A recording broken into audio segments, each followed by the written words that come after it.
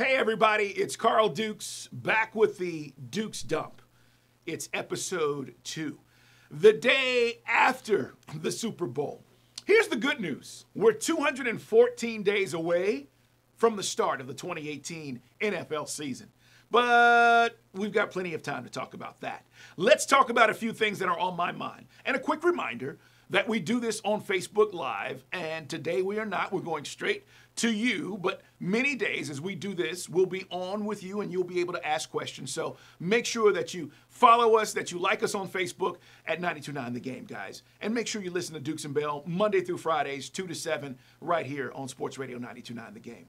With that said, let's talk about what everybody's talking about. No, not the game. That football's king. Last night, the game delivered again. The Super Bowl delivered. Now, unfortunately, last year, we were not on the right end of things. The Falcons lose. They give up the biggest lead in Super Bowl history. Yada, yada, yada. I'm starting to sound like Chris Collinsworth right now. But the point I'm making is the Super Bowl delivered. The pregame was appropriately patriotic. It was 60 minutes of great football. It was last night. I'm not going to get into the stats and, how many yards people threw for or how many touchdowns guys had. I'm specifically talking about the fact that during the season, this may have been the most chaotic NFL season ever. Let's go back. We had scandal. We had President Trump coming out right before week 3 and telling us that players were not patriotic, that anyone took a knee, those SOBs need to be fired.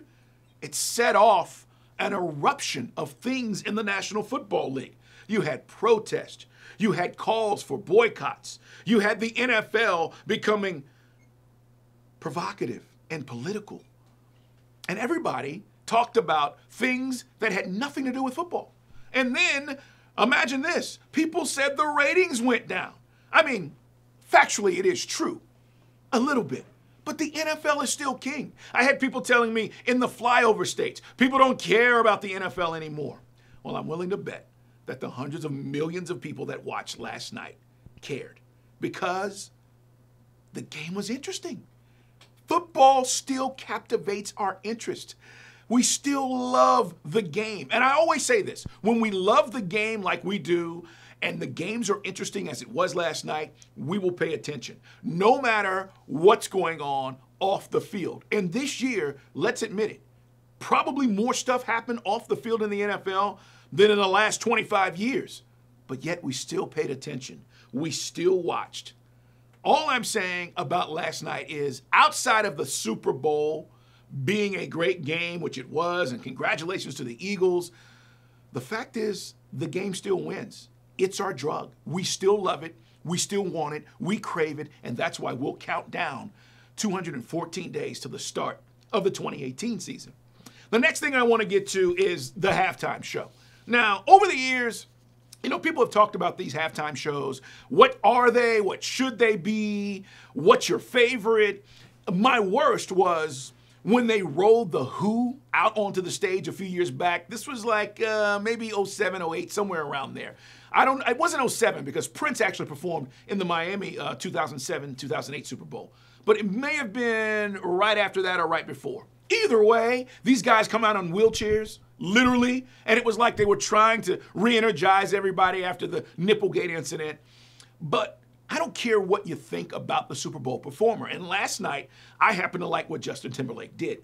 Now, there are a lot of people out there who are jelly AF. I'll let you use your imagination, okay?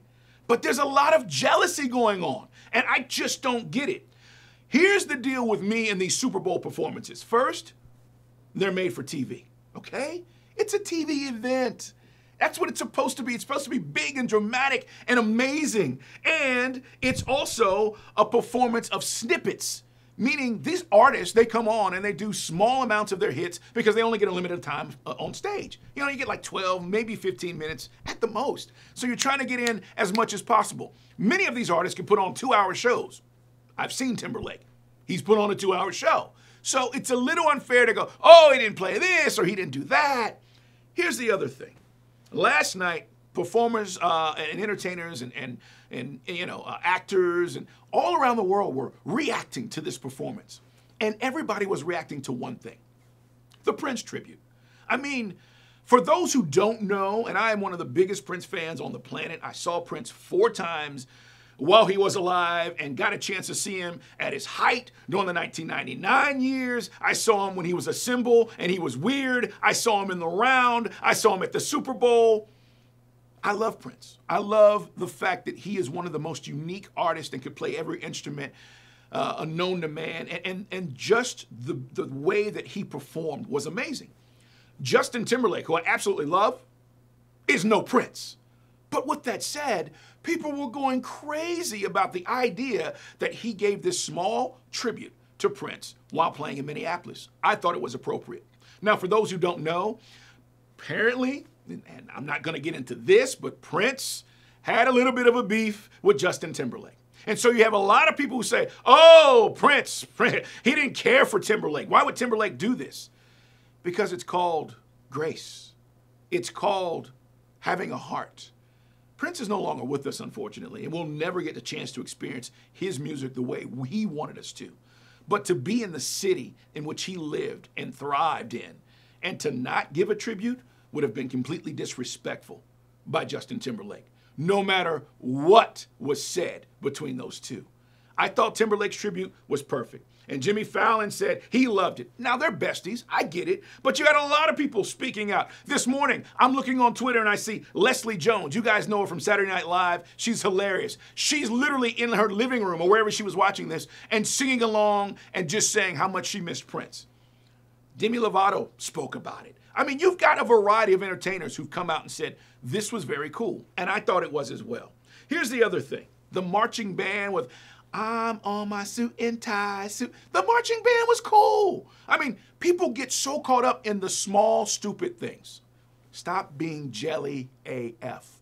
Let's just enjoy what we're watching. Let's just appreciate it. And if you don't like the artist, so be it. Everything's not for everyone. But at least respect the idea that they're trying to do this special performance.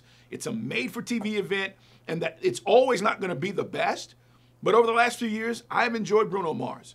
I loved Prince in the Rain in Miami, which I tweeted out today at Put 'em Up C Dukes. Go check it out. 2007. It's pouring down. He's in heels. This guy's playing the guitar. He's got dancers. It was amazing. I love Beyonce. I have enjoyed these Super Bowl performances for what they are, not what I think they should be. Last but not least, it's the Dukes Dump, guys. Again, episode 2. Appreciate you guys checking this out. Tell your friends about it. We're just chopping things up, talking about a variety of things that, we don't get a chance to necessarily on the show, or things that are on my mind, or things that bother me. I always finish the segment with things I hate. Last week, a lot of people telling me they hated Kel as well. Good. This week, it's simple. As a longtime member of the media, and I will say this, I'm not a journalist, okay? I don't write stories and I don't chase stories, but at one time I did. And I appreciate those who do because I understand the work that goes into it, and especially when you get a breaking story. Now, breaking news isn't like it used to be, where you could actually break a story and it not be fake news on the internet 15 minutes later. A breaking story was a process. It was communication with sources and then checking other sources and then making sure that you had the information right before you ran with it. And believe it or not, you had people in the building or editors or TV editors, whomever, whatever the circumstances were as far as the medium in which you were performing on, you had people with checks and balances making sure that the story was right. Long story short, one of the things we love to do in the media after these amazing games is immediately ask dumb questions. Now, how many times have you seen this? And it happened last night, where Tom Brady, who's 40 years old, just played an amazing game. It's not Brady's fault. He did everything he could possibly do to try to win the game. His defense couldn't stop anybody. And immediately in the locker room or the post-game press conference, they ask him what question? Are you retiring? Are you serious? Are you retiring? It's 10 minutes after the game, and you're asking him if he's going to retire? Guys, This is the equivalent of your wife having a baby and 10 minutes later you looking at her and going, hey, baby, let's have another one. She's going to look at you like you're crazy. Nobody knows what they're going to do 10 minutes after the game. Can we please, as members of the media, as journalists, as talk show hosts, stop asking this stupid question?